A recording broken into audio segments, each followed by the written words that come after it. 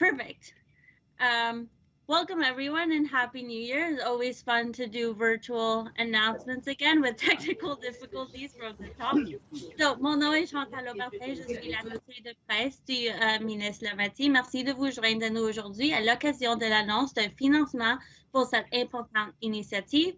Today I have the Honorable David Lametti, Minister of Justice and Attorney General of Canada, Dwayne Yasinowski, Director of Education for Caring Hearts Counselling, and to start the event, we are joined by Elder Lorna Standingready.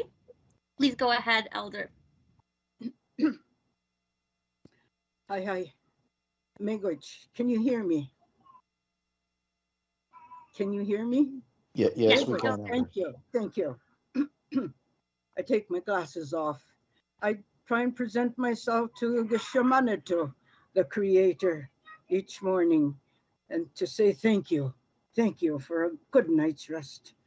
But this morning, I realize we have time to contend with, to be aware of. But my name is Notaka Petat Miomaskiki, old woman who brings good medicine. At one time, I was ashamed of my Indian names, but today I have great respect that I was given such a name by my uncle. So it is with that I can go back and trace my lineage before the signing of the treaties. But that's another story. I am a Kokum. I have 23 grandchildren and 24 great-grandchildren, and they keep coming. Oh, I always say, I don't need an old folks' home.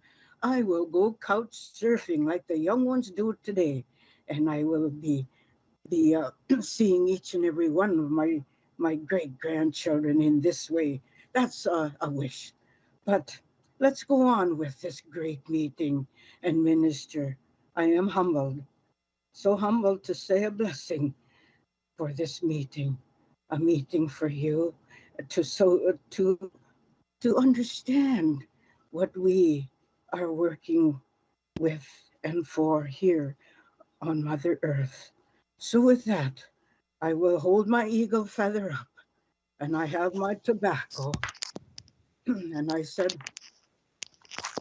I did a smudge this morning. I smudged you all. I smudged my computer, and I smudged myself. My great-grandson is with me, 14 years old, Blaze. And my great-granddaughter, his little sister Mikwan, is with me. They come and spend some time with me. So with that, we smudged our house and ourselves so that we can come before these great meetings in a good way, in a wonderful.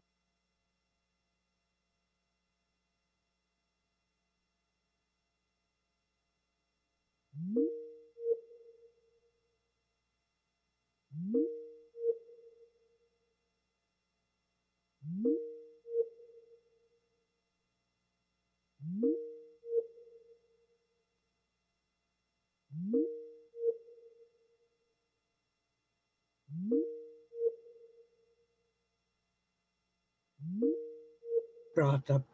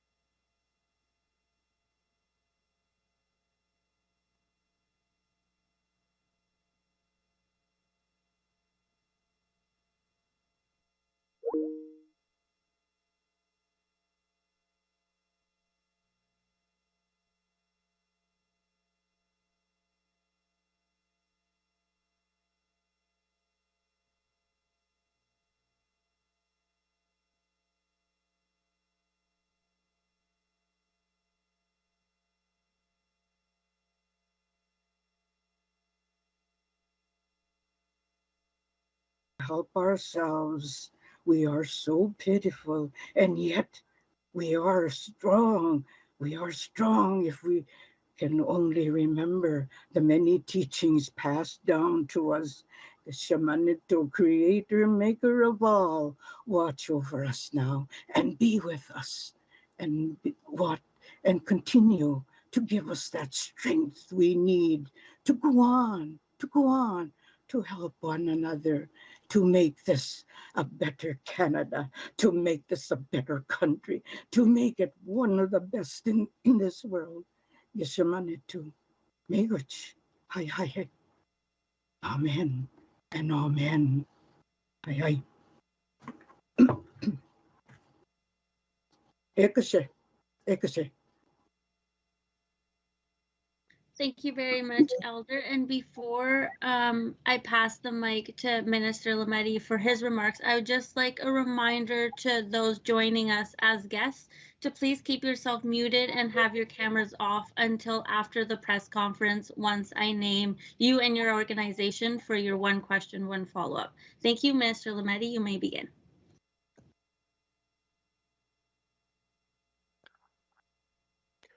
Hello, bonjour, hi. I'm pleased to join you today from my office in Ottawa, which sits on the traditional territory of the Algonquin Anishinaabe Nation.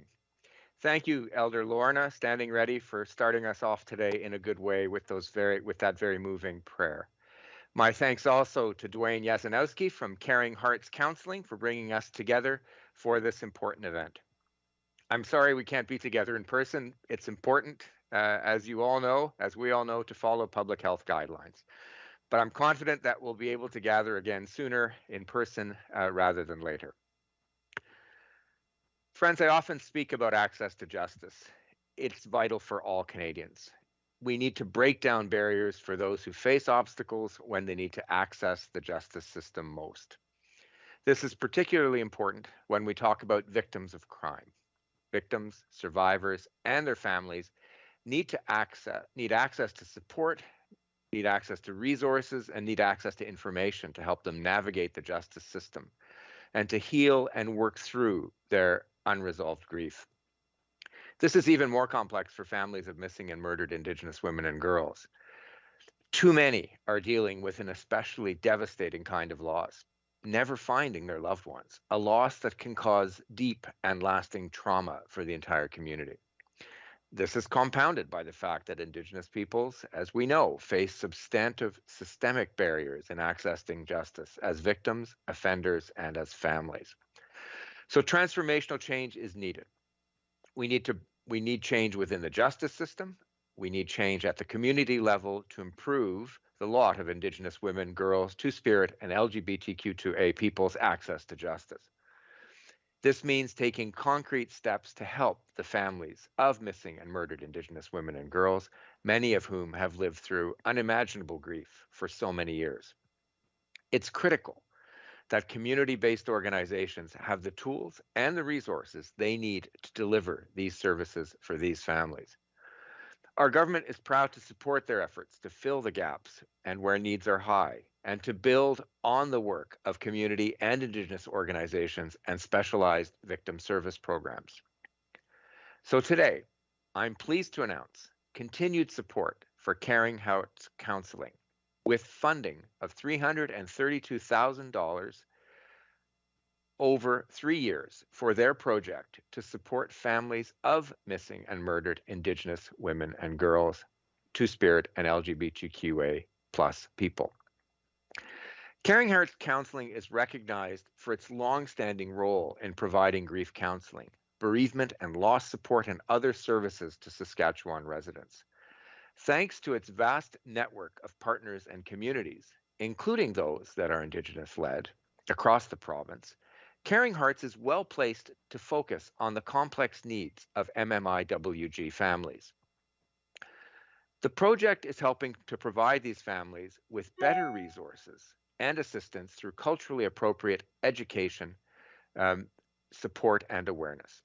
It also focuses on increasing strong Indigenous partnerships to provide cultural perspectives and foster a more culturally sensitive approach that better reflects a family's needs. As part of this, Caring Hearts is working with Indigenous partners to develop train-the-trainer models, manuals, and take-home resources, helping to bridge service gaps and build capacity in more communities. They will help provide families with the knowledge and skills to help them better cope with the terrible tragedies they have endured. Funding for this project comes from the Department of Justice Canada's Victims Fund. It supports projects that put the victims of crime at the forefront of the justice system, giving them a voice and access to the resources they need. Depuis 2016, Justice Canada a investi plus que 37 millions de dollars pour appuyer l'opération des unités pour appuyer les familles, pour justement appuyer des appuis qui sont culturellement appropriés, qui sont informés de la trauma et qui sont basés dans les communautés des familles, des filles et femmes autochtones qui ont été soulevées et tuées. Through this funding, in addition to support for Caring Hearts, we have supported 30 Indigenous-led projects to provide community-based services.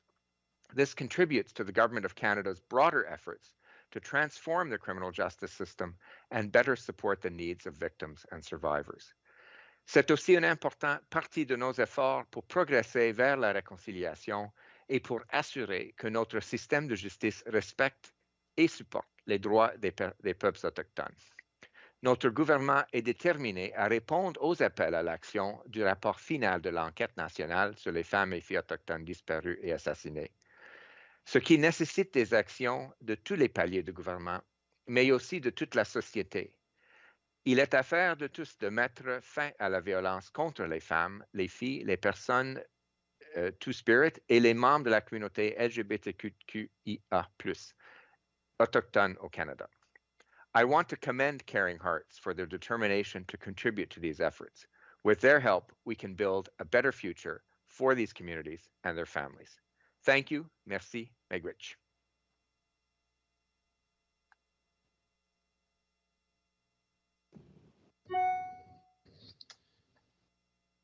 Thank you, Minister Lametti. And now we'll turn to Wayne for your remarks. Thank you, Chantal. Thank you, Minister Lametti. My name is Dwayne Yasinowski, and I'm the Director of Education with Caring Hearts. And we are located in Regina, Saskatchewan, on the traditional, on Treaty 4 land and the home of the Métis. Caring Hearts would like to take this opportunity to thank Justice Canada and Minister Lametti for this amazing opportunity. It's an opportunity for us to develop an education model to support families of missing and murdered Indigenous women and girls in a culturally sensitive and appropriate manner. Having a missing loved one is unlike any other loss that you can experience. And unless you've actually experienced this type of loss, you can't even imagine the impact it has on yourself, your family, and quite honestly, the communities. It's a loss that's full of question and uncertainty that keeps families in a constant state of searching and a constant state of trauma. They are in a constant state of traumatic reaction, looking for support, looking for safety, and all they find a lot of times is unanswered questions while their loved one is missing. If a family feels that they cannot receive culturally appropriate and sensitive support, it adds another layer of frustration and trauma to an already unbearable and overwhelming situation that has quite honestly taken away their hope. Part of what we are trying to do with the support of Justice Canada and the Minister is to bring some hope back to these families, to help them find support in a culturally sensitive way and in a respectful manner. And over the years, Caring Hearts has worked hard to try to ensure that we are providing that support and service to families of missing and murdered Indigenous women and girls in a culturally sensitive way. We have been very fortunate to be able to partner with 2 elders from our community that will work with us regularly. Elder Lorna Standingready, who you met, who has did the opening prayer for us, and Elder Harry Francis from Piapot First Nation, who also works with us. Both of the elders, Elder Lorna and Elder Harry, are available to provide individual traditional healing and counseling for families and individuals of missing and murdered Indigenous women and girls. As well, Elder Lorna also works with us to provide traditional sharing circles for the families if they choose to go that route. The funding that we're receiving today from Justice Canada and from Minister Lametti is providing us an opportunity to enhance and grow the work we're doing in what I would say is a true spirit of reconciliation and cooperation. It is providing Caring Hearts with the chance to build and grow partnerships with Indigenous communities throughout Saskatchewan. And we've been very fortunate over the years to develop a number of partnerships with Indigenous communities throughout Saskatchewan, in North Battleford, Prince Albert, Yorkton, La Ronge, Île-à-la-Crosse, right across the province. We've made some wonderful partnerships. The funding also allows us the unique opportunity to reach out to elders from many different regions of Saskatchewan and to ask them the question, what can agencies do to provide support to families in a culturally sensitive and respectful and appropriate way? The funding that we're receiving today is allowing us to hear the elders. It's allowing us to hear their teachings, their stories, their shared knowledge. And it's also allowing us to take this knowledge and record this knowledge and keep this knowledge and then share this knowledge with agencies, non-Indigenous agencies, government ministries that will benefit all of us in understanding how to create that safe place for families of missing and murdered Indigenous women and girls to go to receive supports that they need in a culturally sensitive way. We are taking the recorded knowledge and teaching from the elders, and we're combining it with what we've already learned over the years and developing a culturally appropriate education model that we're calling a toolkit that we are going to share with agencies and government. This toolkit will take what we call a two-eyed seeing approach, which means it will contain traditional Indigenous healing practices and teachings and knowledge from the elders, as well as Western therapeutic approaches to supporting the families and helping them to heal. The toolkit will be a combination of elders' videos, manuals, and guides, and as well as face-to-face education delivery services and train-the-trainer models. The goal of the toolkit is twofold. First and foremost, and most important, is to ensure that the families of missing and murdered Indigenous women and girls are receiving the supports and services they need in a culturally appropriate manner, to help them ensure that they feel comfortable and safe when they are seeking those supports, and that they feel respected in their beliefs. And second is to demonstrate that a traditional approach and a Western approach can work together to support the families. And they can support each other. These two approaches can support each other in supporting families of missing and murdered Indigenous women and girls. And together, the Western therapeutic and the traditional healing can come together and create a support that actually really is meaningful to the families. We plan to launch our toolkit in October of 2022. We're working really hard to get that done. We have a great team here at Caring Hearts, our elder, Chantel, our research, one of our research directors, and our executive director, Shelley. And we're working really hard to be able to launch this in October 22 in Regina. And none of this would be possible without the funding support that we're receiving from Justice Canada today and from Minister Lametti. And for that, Caring Hearts is very grateful, because we are going to be able to provide the support to the families in a time that they desperately need it. And with that, I thank you, and I thank you for your support. Merci beaucoup. Thank you very much, Mr. Yasinowski. We will now begin the question and answer session.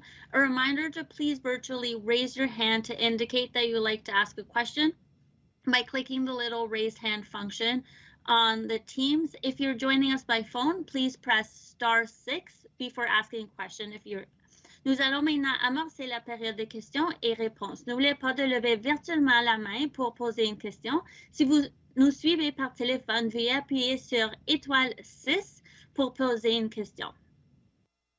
The first question, Fraser Needham, please state your organization, and you have one question, one follow-up.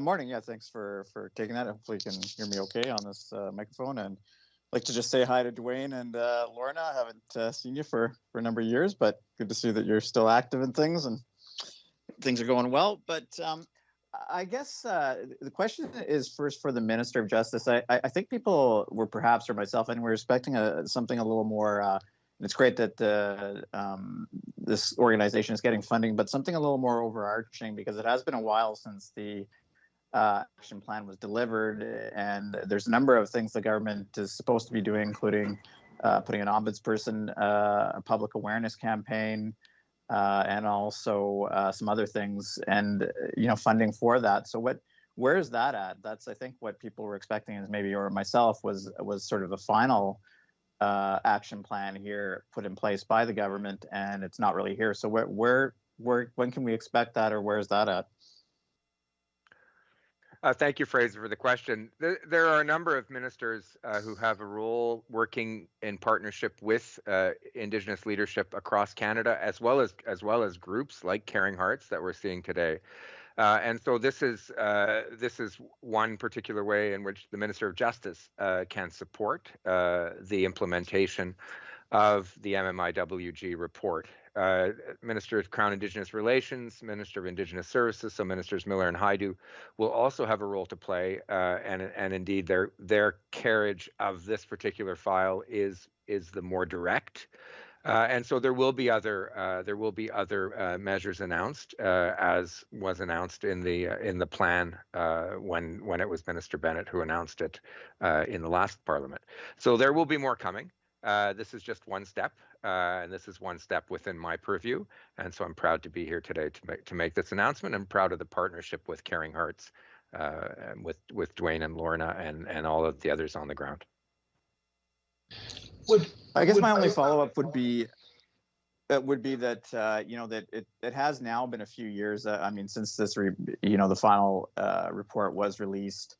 The inquiry was done, of course. Is the government not a bit worried about losing some of the momentum of that? They've faced a lot of criticism from, the Native Women's Association of Canada, some other organizations that have become fairly frustrated with slow-moving process here and not really putting a substantial amount of funding toward what that report calls for, and its calls for justice, and that we're now getting 2-3 years away from that. Or is there not a concern that you're losing momentum, that that this is not happening fast enough?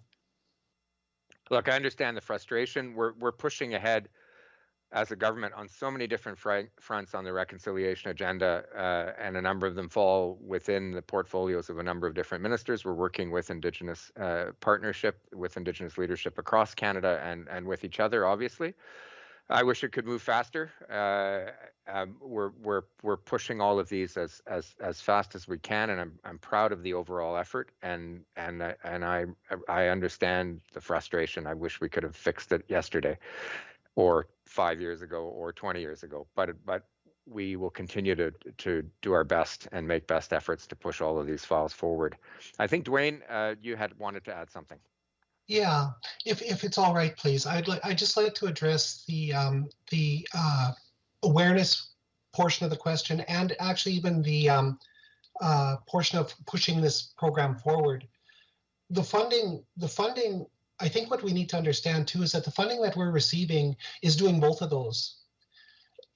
Part of our program is raising awareness throughout the province, and while I understand that for many of us, we understand the need for a program like this, and we understand the number of missing and murdered Indigenous women and girls that are missing even just in Saskatchewan here. But there's also a lot of agencies that they don't quite understand the depth and the impact that's having in communities. And that's what this program is allowing us to do. And the assistance from the funding that we've received has actually built our momentum It's allowed us to create more manuals. It's allowed us to reach out to more communities. It's allowed us to do more traveling. It's allowed us to communicate with more elders and bring elders together. So it's actually, the momentum is actually picked up with this funding in Saskatchewan for the projects and for the awareness and the importance of working with and providing supports to families of missing and murdered Indigenous women and girls. So I just wanted to add that. Thank you. Merci beaucoup, Okay, Dwayne. thanks very much. Delphine, Radio-Canada, c'est à vous. Oui, bonjour Monsieur le Ministre. J'aurais voulu que vous répétiez votre annonce pour le financement sur les 3 ans à venir en français, s'il vous plaît. OK, juste un instant, je vais prendre mes notes. Donc, nous allons appuyer Caring Hearts Counselling de Saskatchewan avec une subvention de plus que 332 millions de dollars sur 3 ans pour appuyer les familles des femmes et filles disparues et assassinées. C'est une société, Caring Hearts Counselling, qui est reconnue pour un rôle de longue date dans l'espèce pour donner de l'appui pour des familles qui ont subi un tel choc et ils ont des partenariats à travers le Saskatchewan, avec des peuples autochtones et des peuples non autochtones à travers le Saskatchewan et ils sont prêts à mettre le focus sur les besoins des familles touchées par ces tragédies. Et pour ma sous-question, je voulais savoir, là, vous financez, enfin, vous donnez votre appui financier à un organisme en Saskatchewan. Est-ce que c'est prévu d'en donner d'autres à d'autres organismes ailleurs au Canada, notamment au Québec? Selon le plan, oui, on va appuyer. Ça fait partie du plan. Donc, évidemment, le focus va être sur les régions qui ont été touchées. Mais en principe, ce sont des subventions à travers le Canada qui pourraient avoir un tel appui. Merci. Merci beaucoup. I don't see any more hands up. So last chance, please use the raise hand function if you have a question. Oh, we have Christy Kirkup. Go ahead. Hi, good morning. Thank you for doing this morning with us, and thanks, Minister Lametti, for giving us some details on today's announcement. I am just wondering, if I may, just as a final question in this news conference, if I know the Prime Minister did get some questions about this yesterday, but I'm wondering if you have any thoughts on the legalities or the constitutionality of the proposed tax that is being ushered in Quebec with respect to people who are unvaccinated. Thank you. Thank you, Christy, for the question, and it's obviously an important one because it's obviously an important potential measure that's been announced. I won't give a hypothetical response. There's obviously a potential impact on the relationship of the measure to the Canada Health Act and whether it's in accord with the Canada Health Act, and there's obviously a potential relationship with charter rights and freedoms that people have, whether under the Canadian Charter or under the Quebec Charter. And as the Prime Minister said yesterday, and I will repeat this, and it is the answer, the details of what is proposed will be critical to assessing whether it's in accordance with the Canada Health Act and whether it contravenes the Charter. And until we have those details, I simply won't speculate on an answer. Thank you. And can I just quickly ask you, has there been any indication from the province when there might be additional details that are forthcoming? Again, I haven't had them, and I won't speculate on when they might be coming. Okay, thank you. Thank you. Olivier Boise, c'est à vous. Oui, bonjour. Merci. J'aurais aussi peut-être une petite question rapidement là, sur un autre sujet, M. Lametti, si vous me le permettez. Je me demandais simplement si on avait une mise à jour ou une idée de quand on allait déposer le projet de loi qui avait été promis en campagne pour s'assurer que les entreprises qui exigent la preuve de vaccination puissent le faire sans crainte de poursuite. Est-ce que c'est quelque chose qui s'en vient bientôt?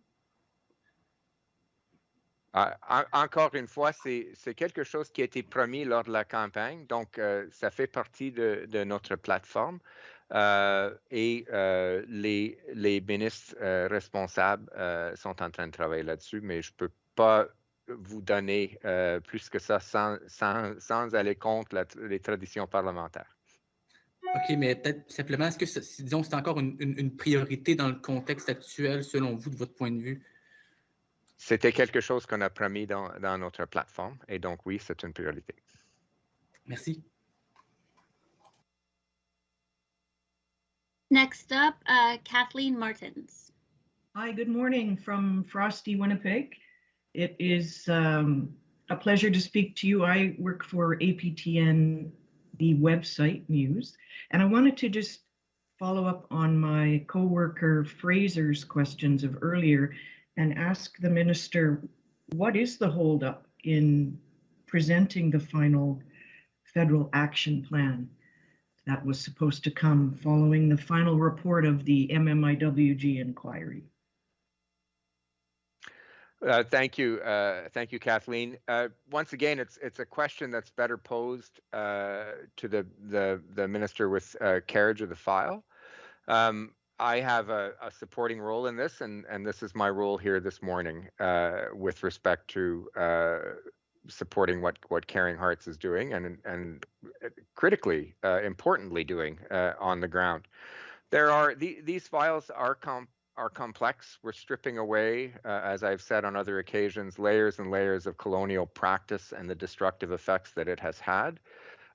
So it takes time. It takes collaboration and partnership with Indigenous leadership groups across Canada and a variety of different kinds of Indigenous leadership groups across Canada. And on our government side, things take time. It is in the nature of governance. We've just come out of a federal election, and we're restarting Parliament again after having had a busy fall session. So we are pushing forward, but I think the question is better addressed by Ministers Miller and Hajdu. Okay, thank you for that. I have a question for Elder Lorna. Elder, when you meet with the families, what do you see? And what do you hear from them is what I should say. What is the most important thing they want from you? Miigwech, thank you for the question.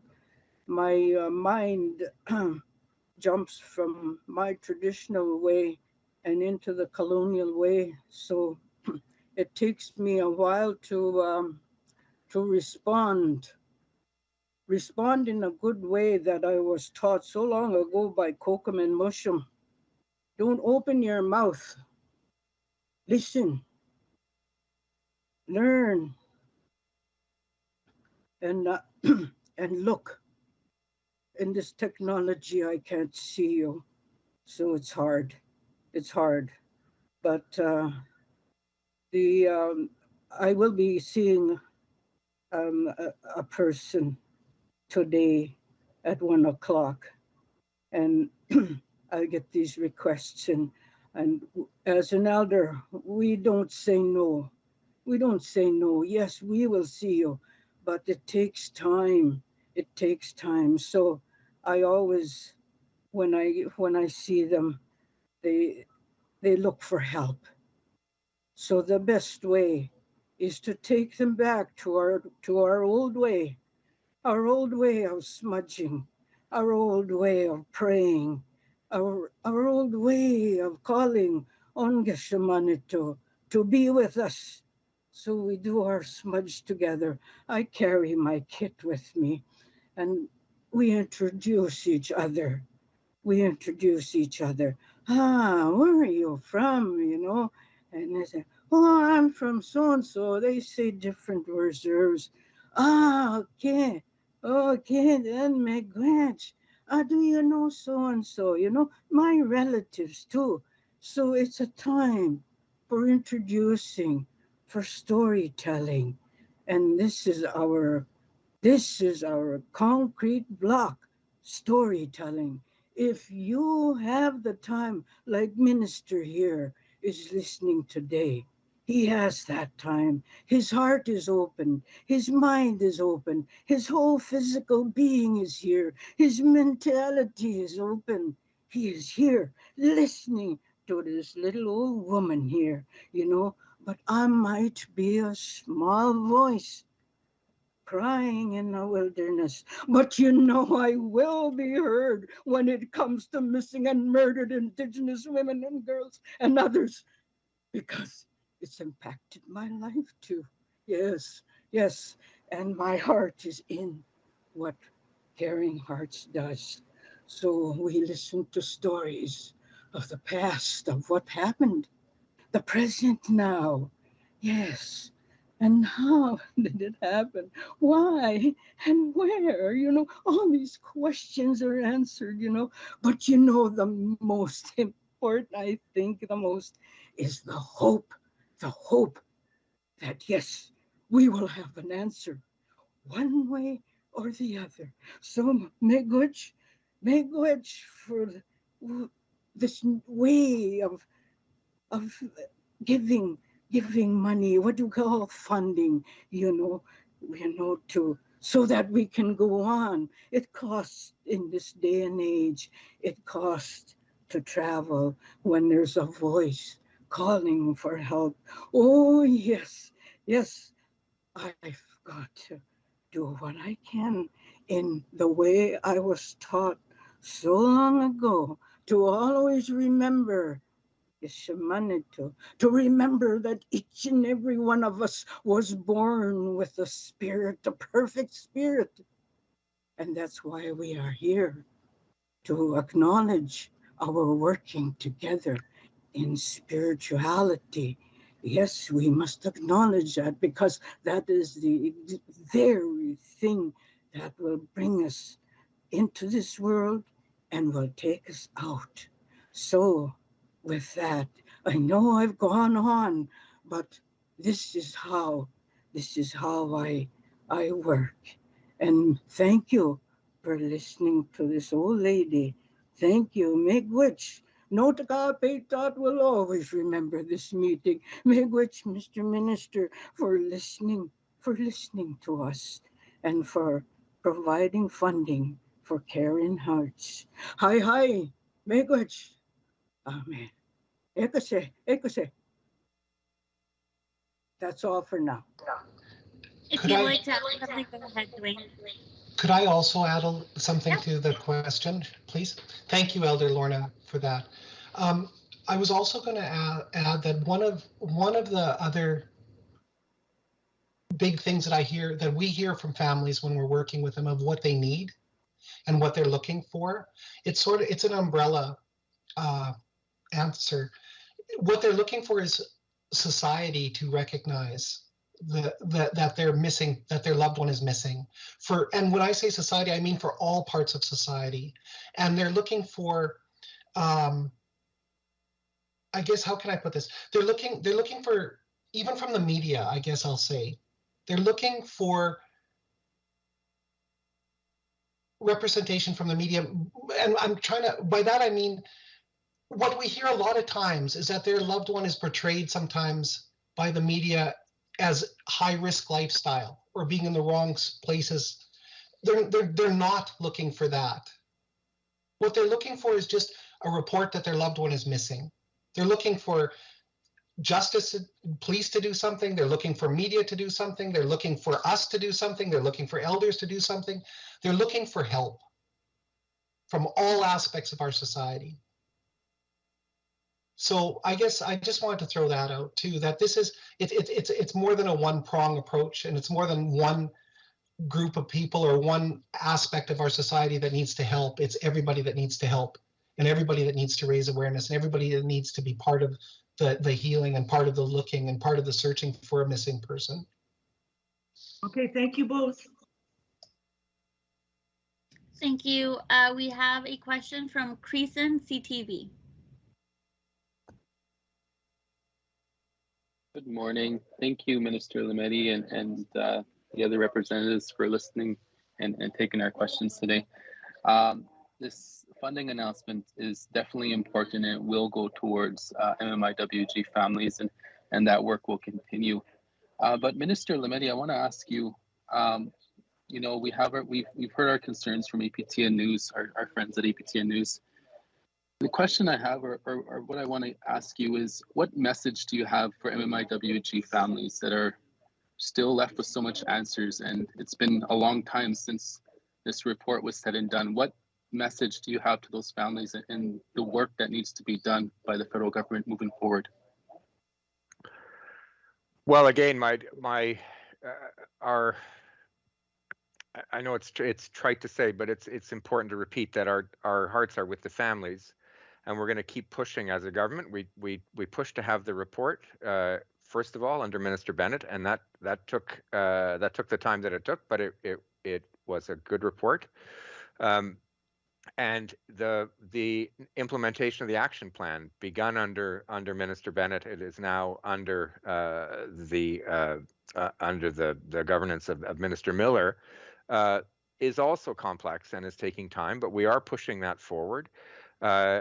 Ministers Haidu and myself have support roles, and we're doing what we can. Hence, I'm here today. So I would say to the families, continue to work with us.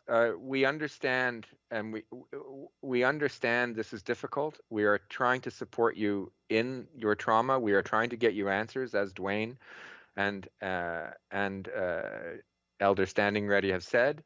We're trying to help and be supportive on a number of different fronts with a number of different facets. And we will continue. I can assure you that Minister Miller is engaged. He's in transition on the file from Minister Bennett. I can assure you that he's engaged, and I can assure you that Minister Haidu also is engaged, and we will continue to work forward for as long as it takes. And you have our assurance in that regard.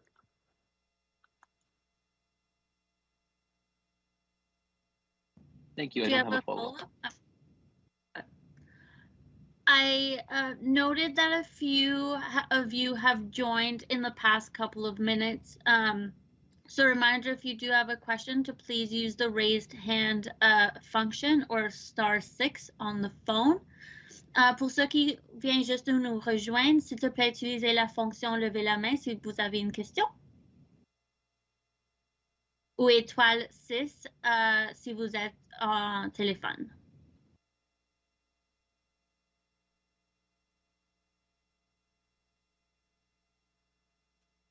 Seeing none, just a reminder that if you have a follow-up, you can email me or mediarelations@justice.gc.ca. Si vous avez des questions suivies, juste un petit rappel que vous pouvez m'envoyer un courriel au media@justice.gc.ca ou à mon courriel personnel. Cela fait faire notre annonce. Thank you very much to those who joined this announcement. This is the end of this important announcement. Thank you.